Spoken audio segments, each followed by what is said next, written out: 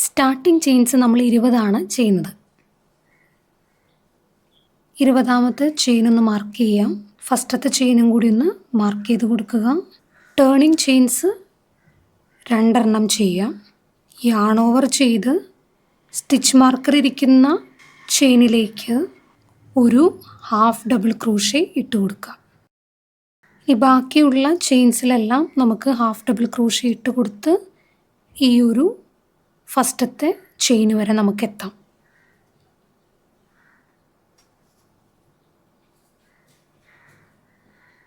ആദ്യത്തെ ചെയിൻ വരെ half double crochet ചെയ്തു കഴിഞ്ഞു. ഇതേ ചെയിനിലേക്ക് 6 ഹാഫ് ഡബിൾ ക്രോഷേ കൂടി നമുക്ക് ചെയ്യാം.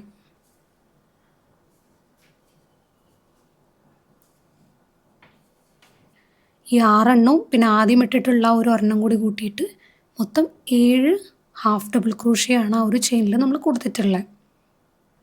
ഇനി ഞാൻ ആ ഒരു സ്റ്റിച്ച് മാർക്കർ അഴിച്ച് ബാക്കിയുള്ള ചെയിനുകളിലെല്ലാം ഹാഫ് ഡബിൾ ക്രോഷേ വീതം ആഡ് ചെയ്യുക. ഈ ടെയിൽ നിങ്ങളിതിൻ്റെ പിന്നിലേക്ക് വെച്ച് കൊടുത്താൽ മതി. അതാകുമ്പോൾ പിന്നെ നിങ്ങൾക്കത് വീവിങ് ചെയ്യേണ്ട ആവശ്യം വരുന്നില്ല.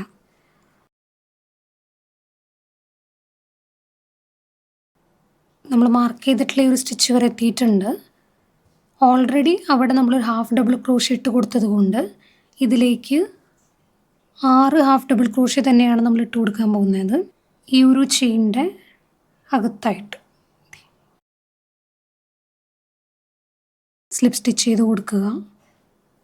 ഈ ഒരു റോ കംപ്ലീറ്റ് ആയിട്ടുണ്ട്.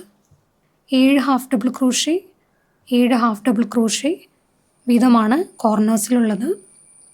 ഇനി ഒരു റൗണ്ടും കൂടി തന്നെ കണ്ടിന്യൂ ചെയ്യുക. കാര്യമായിട്ട് വ്യത്യാസമൊന്നുമില്ല. ഓരോ ഹാഫ് ഡബിൾ ക്രോഷേ വീതം ചെയ്ത് റോ നമ്പർ 2 കംപ്ലീറ്റ് ചെയ്യുക. ബേസ് സെറ്റായിട്ടുണ്ട്. ഇനി ഫോണൊന്ന് വെച്ച് നോക്കിയേ. കണ്ടോ, ഇത്തിരി ഗ്യാപ്പ് നമ്മൾ ഇട്ടിട്ടുണ്ട്. വീതി കുറച്ച് കൂടുതലാണെങ്കിൽ കൂടിയും കടക്കത്തക്ക രീതിയിലുള്ളതാണ് നമ്മൾ മെയിൻറ്റെയിൻ ചെയ്തിരിക്കുന്നത്. പിന്നെ ഭയങ്കര ടൈറ്റ് ആകാനും പാടില്ല നമ്മുടെ ഫോണ് ഈ ഒരു ബാഗിൻ്റെ ഉള്ളിൽ ഇരിക്കുമ്പോൾ. ഹാഫ് ഡബിൾ ക്രോഷേ ഇവിടത്തോടെ കഴിഞ്ഞു. ഇനി ഡബിൾ ക്രോഷേ സ്റ്റാർട്ട് ചെയ്യാം.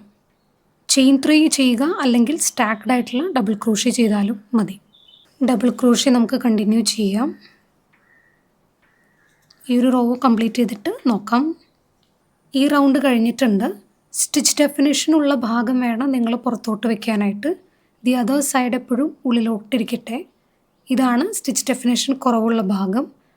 ചിലർ ഇതിനെ റോങ് സൈഡെന്നും വിളിക്കാറുണ്ട്. അത് ഉള്ളിലേക്ക് വെക്കുക.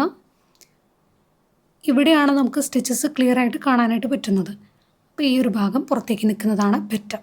ഞാൻ ഈ ഒരു സ്റ്റിച്ച് മാർക്കർ യൂസ് ചെയ്യുന്നത് അടുത്ത റൗണ്ട് സ്റ്റാർട്ട് ചെയ്യുന്നത് എന്നറിയാൻ വേണ്ടിയിട്ടാണ്. ഇവിടം വരെ എത്തൂ. എങ്ങനെയാണ് ഡിക്രീസിങ് ചെയ്യണമെന്ന് നമുക്ക് നോക്കാം. കോർണറിലേക്ക് എത്തിയിട്ടുണ്ട്. ഇതാ ഇവിടെ നിന്നാണ് സ്റ്റാർട്ട് ചെയ്തത്. അതിൻ്റെ നേരെയുള്ള ഡബിൾ ക്രോഷേ ആണ് 1 2 3 കാണുന്നത്. നിങ്ങൾക്ക് റെഗുലർ ഡിക്രീസ് ചെയ്യണമെങ്കിൽ അതുപോലെ ചെയ്യാം. ഇവിടെ ഞാൻ ചെയ്യുന്നത് യാൺ ഓവർ ചെയ്ത് നെക്സ്റ്റ് ലൂപ്പിലേക്ക് ഹുക്ക് ഇൻസേർട്ട് ചെയ്ത് വലിച്ചെടുക്കുന്നു. അപ്പോൾ എനിക്ക് 3 ലൂപ്സായി. ഇനി യാൺ ഓവർ ചെയ്യാതെ ഞാൻ വലിച്ചെടുക്കുകയാണ്. സോ ടോട്ടൽ 4 ലൂപ്സ് എൻ്റെ ഹുക്കുമുണ്ട്. ഇനി ഞാൻ യാൺ ഓവർ ചെയ്ത് ആദ്യത്തെ 3 ലൂപ്സിൻ്റെ ഉള്ളിലേക്കൂടെ വലിച്ചെടുക്കുന്നു. ദെൻ ഇനി എനിക്ക് നോർമലായിട്ട് ആ ഒരു ഡബിൾ ക്രോഷേ കണ്ടിന്യൂ ചെയ്യാം. കോർണറിലെത്തിയിട്ടുണ്ട്. 2 ചെയിൻസും കൂടി കഴിഞ്ഞ് എനിക്ക് സ്ലിപ്പ് സ്റ്റിച്ച് ചെയ്യാറായിട്ടുണ്ട്. അതിന് മുമ്പ് ഡിക്രീസിങ് ചെയ്യാനായിട്ട് യാൺ ഓവർ ചെയ്ത് തൊട്ടടുത്ത സ്റ്റിച്ചിലേക്ക് വലിച്ചെടുക്കുന്നു. 3 ലൂപ്പ്. യാൺ ഓവർ ചെയ്യാതെ നെക്സ്റ്റ് സ്റ്റിച്ചിലേക്ക് വലിച്ചെടുക്കുമ്പോൾ മൊത്തം 4 ലൂപ്പ്. 3 ലൂപ്സിൻ്റെ ഉള്ളിൽ കൂടെ വലിച്ചെടുക്കുന്നു.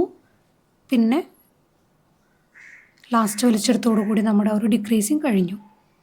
ഇനി സ്ലിപ്പ് സ്റ്റിച്ച് ചെയ്യാലോ. വേണമെങ്കിൽ നിങ്ങൾക്ക് ഡിക്രീസിങ് നേരത്തെ സ്റ്റാർട്ട് ചെയ്യാം. ഇത് കഴിഞ്ഞിട്ടുള്ള റോല് സ്റ്റാർട്ട് ചെയ്യാം. എനിക്ക് ഈ ഒരു ഷേപ്പ് കിട്ടാൻ വേണ്ടിയിട്ടാണ് ഞാൻ അങ്ങനെ ചെയ്തിട്ടുള്ളത്. ഇപ്പോൾ സ്ലിപ്പ് സ്റ്റിച്ച് ചെയ്ത് കൊടുത്തല്ലേ നമ്മൾ നിൽക്കുന്നത്. 3 കൂടെ 2 കൂടെ ഒരെണ്ണം കഴിഞ്ഞിട്ടുണ്ട്. ഡബിൾ ക്രോഷേ കണ്ടിന്യൂ ചെയ്യാം. വേറെ ഡിക്രീസിങ്ങിനോ ഇൻക്രീസിങ്ങിനോ നിൽക്കണ്ട, നമുക്ക് കണ്ടിന്യൂ ചെയ്യാം. നിങ്ങൾക്ക് വേണ്ടുന്ന നീളമായി കഴിഞ്ഞാൽ അവിടെ വെച്ച് നിർത്തുക. നമുക്കിനി സ്ട്രാപ്സ് സ്റ്റാർട്ട് ചെയ്യാം. ഇവിടെ നിന്ന് 3 ചെയിൻസ് നമ്മൾ മാറ്റി വയ്ക്കുന്നത് സ്ട്രാപ്സ് ചെയ്യാനായിട്ടാണ്. സോ ഇപ്പോൾ നമ്മൾ ചെയ്തിരിക്കുന്ന ആ ഒരു ചെയിൻ 2, 3. സോ ഈ ഒരു ചെയിൻ വരെ ആയിരിക്കും നമ്മൾ എന്തിനു വേണ്ടി മാറ്റുന്നത്? സ്ട്രാപ്പിന് വേണ്ടിയിട്ട് മാറ്റുന്നത്. അതുപോലെ തന്നെ ഇപ്പുറത്തും നമുക്ക് വേണ്ടി വരും. അതിനു മുമ്പ് നമുക്കൊന്ന് ഈ ഒരു റോ പകുതി വരെ കംപ്ലീറ്റ് ചെയ്യേണ്ടത് അത്യാവശ്യമാണ്. അതൊന്ന് ചെയ്താലോ? നമ്മൾ സാധാ ചെയ്യുന്ന പോലെ കണ്ടിന്യൂ ചെയ്ത് അടുത്ത സൈഡ് വരെ എത്തുക.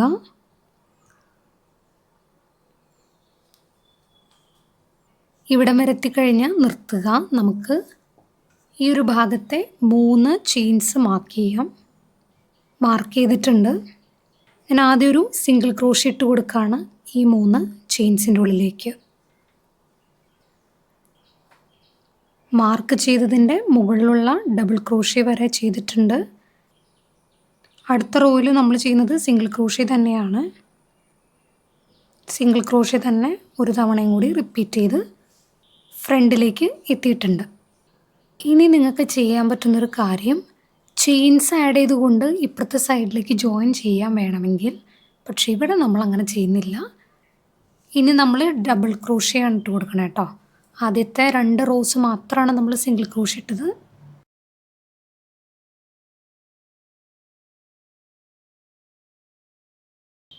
അങ്ങനെ നിങ്ങൾ ഡബിൾ ക്രോഷേ ഇട്ട് കൊടുത്ത് എത്ര നീളമാണോ വേണ്ടത് അത്രയും നീളം എത്തിക്കുക. സ്ട്രാപ്സിന് വേണമെങ്കിൽ നിങ്ങൾക്ക് നീളം കൂട്ടിയിട്ട് ഇടയ്ക്ക് നിങ്ങൾക്ക് അഡ്ജസ്റ്റ് ചെയ്യാൻ പറ്റുന്ന രീതിയിൽ ആഡ് ചെയ്ത് കൊടുക്കാം. ഇതിപ്പോൾ ഞാനൊരു ഫിക്സ്ഡ് ആയിട്ടുള്ളൊരു ലെങ്ത് ആയിരിക്കും വെക്കുന്നത്. സ്മോൾ ഹുക്ക് സൈസാണ് യൂസ് ചെയ്യുന്നത് സ്ട്രാപ്പ് ചെയ്യാൻ വേണ്ടിയിട്ട്. ആവശ്യമുള്ള നീളമായി കഴിഞ്ഞാൽ നമുക്കിനി സിംഗിൾ ക്രോഷേ ചെയ്യാം. ഈ ഒരു സ്ട്രാപ്പിലേക്ക് ഒരു തവണ ചെയ്തു, ഇനി ഒരിക്കൽ കൂടിയും ചെയ്യാം. സ്ട്രാപ്പ് തിരിഞ്ഞു പോകാതിരിക്കാൻ നോക്കണം. അതുപോലെ തന്നെ ബാഗ് മറച്ചിട്ടിട്ട് ഉൾവശത്തിലേക്കാണ് ഇപ്പോൾ നമ്മൾ സ്ലിപ്പ് സ്റ്റിച്ച് ചെയ്യുന്നത്. ഇപ്പോൾ ഇവിടെ ഓൾറെഡി നമ്മളൊരു 3 ചെയിൻസ് മാറ്റി വെച്ചിരിക്കുന്നത് സ്ട്രാപ്പ് ജോയിൻ ചെയ്യാൻ വേണ്ടിയിട്ടാണ്. 1, 2, 3 ഈ 3 എണ്ണത്തിലേക്ക് മാത്രമാണ് നമുക്ക് ആഡ് ചെയ്ത് കൊടുക്കേണ്ടത്. ഇപ്പോൾ എവിടം വരെയാണോ അവിടം വരെ ഒന്ന് മാർക്ക് ചെയ്ത് കൊടുക്കുക. സ്ട്രാപ്പ് വെച്ച് നോക്കുക. ലാസ്റ്റത്തെ ചെയിനിലേക്കും കൂടി സ്ലിപ്പ് സ്റ്റിച്ച് ചെയ്ത് കൊടുത്ത് കഴിയുമ്പോൾ നമ്മുടെ ജോയിനിങ് കഴിഞ്ഞിട്ടുണ്ട്. കണ്ടോ? അത് ഉറപ്പല്ലേന്നൊന്നും കൂടി നോക്കുക. സ്ട്രാപ്പ് ജോയിൻ ചെയ്ത് കഴിഞ്ഞാൽ ഞാൻ പതുക്കതേ സ്ലിപ്പ് സ്റ്റിച്ച് ചെയ്തുകൊണ്ട് താഴേക്ക് ഇറങ്ങാണ്. ഇവിടം വരെ ഞാൻ ചെയ്തിട്ടുണ്ട്. ഇനി നമുക്ക് യൂഷ്വലി ചെയ്യുന്ന കുറച്ച് സ്റ്റിച്ചസ് ചെയ്യാം. 4.5 mm തന്നെയാണ് ഞാൻ ഇനി യൂസ് ചെയ്യുന്നത്. സ്ട്രാപ്പ് ചെയ്യാൻ വേണ്ടിയിട്ട് മാത്രമാണ് ഹുക്ക് സൈസ് കുറച്ചിട്ടുള്ളത്. നമ്മളിനി ചെയ്യുന്നത് ഒരു സിംഗിൾ ക്രോഷേ ഇട്ട് കൊടുക്കുകയാണ്.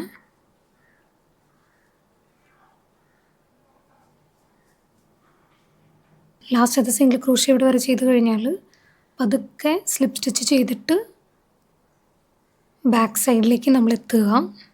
സ്ട്രാപ്പ് എടുത്ത് ഇതിൻ്റെ ഉള്ളിൽ വെച്ചോളൂ, തടസ്സം വരാതിരിക്കാനായിട്ട്. നമുക്കിനി ബാക്ക് പാനൽ വർക്ക് ചെയ്ത് സ്റ്റാർട്ട് ചെയ്യാം.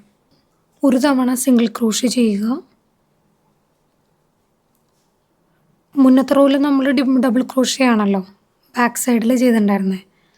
അതിൻ്റെ മുകളിൽ ഓരോ സിംഗിൾ ക്രോഷേ വീതം ഫ്രണ്ടിൽ ചെയ്ത പോലെ തന്നെയാണ് ഇപ്പോൾ നമ്മൾ ചെയ്യുന്നത്.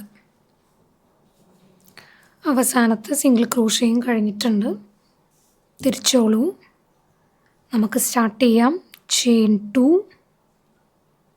ദെൻ ഹാഫ് ഡബിൾ ക്രോഷേ വീതം താഴെ ചെയ്തതുപോലെ തന്നെ മുകളിലും നമ്മൾ ചെയ്യുകയാണ്.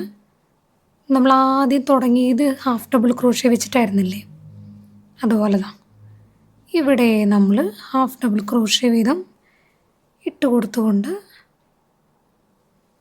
ലിഡ് ചെയ്യണം. ഒരു തവണ കൂടി ഹാഫ് ഡബിൾ ക്രോഷേ ചെയ്യാം.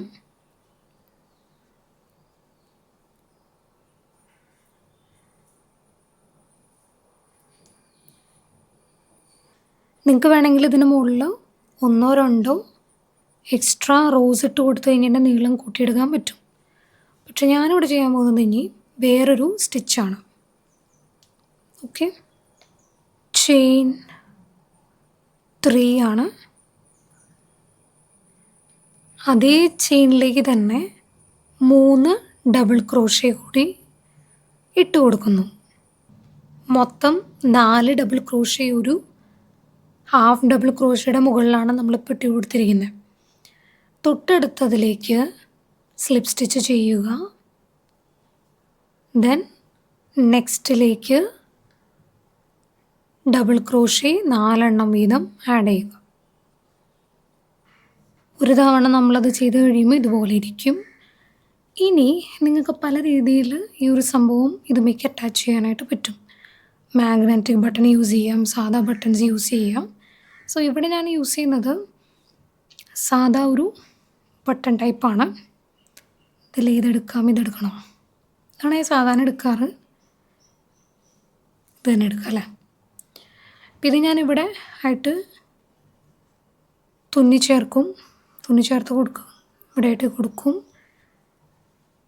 അപ്പം ഇത് കോർത്ത് വെക്കാനായിട്ടാണ് നമുക്കൊരു ഭാഗം വേണ്ടത്. ഇവിടെ 4 മാറ്റി വെച്ചതിന് ശേഷം നടുക്കുള്ള ഈ ഒരു ഇതിലേക്ക് വേണം നമുക്ക് ആഡ് ചെയ്ത് കൊടുക്കാൻ. പുറത്തേക്കൂടെ സ്ലിപ്പ് സ്റ്റിച്ച് ചെയ്യുന്നതിന് പകരം ഞാൻ ചെയ്യുന്നത് ഇതിൻ്റെ ഉള്ളിൽ പതുക്കെ സ്ലിപ്പ് സ്റ്റിച്ച് ചെയ്ത് അവിടെ വരെ എത്തുകയാണ്. ഒന്നില്ലെങ്കിൽ യാൺ കട്ട് ചെയ്തിട്ട് ചെയ്യാം. ഞാനിതിപ്പോൾ സ്ലിപ്പ് സ്റ്റിച്ച് ചെയ്ത് തന്നെയാണ് കൊടുക്കുന്നത്. 3.5 ഹുക്കാണ് ഞാൻ യൂസ് ചെയ്യുന്നത് സ്ലിപ്പ് സ്റ്റിച്ച് ചെയ്യാനായിട്ട്. സ്ലിപ്പ് സ്റ്റിച്ച് ചെയ്ത് എത്തിയിട്ടുണ്ട്. ഇനി നമുക്ക് ചെയിൻസ് ഇട്ട് കൊടുക്കാം. നമുക്ക് 10 ചെയിൻസ് ഇടാം. 10 ചെയിൻസ് ഇട്ടിട്ടുണ്ട്. സ്ലിപ്പ് സ്റ്റിച്ച് ചെയ്യാം.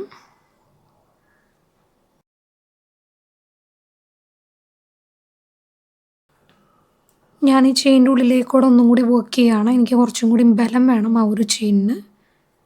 അതിന് വേണ്ടിയിട്ട് ഓരോ സിംഗിൾ ക്രോഷ്യ ഇട്ട് കൊടുക്കുക. അല്ലെങ്കിൽ ഭയങ്കര തിന്നായിപ്പോവും ചെയിൻസ് മാത്രമാകുമ്പോൾ.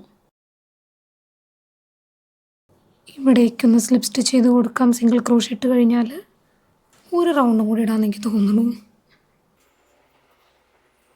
നല്ല ബലത്തോടു കൂടി ഇരുന്നോട്ടെ.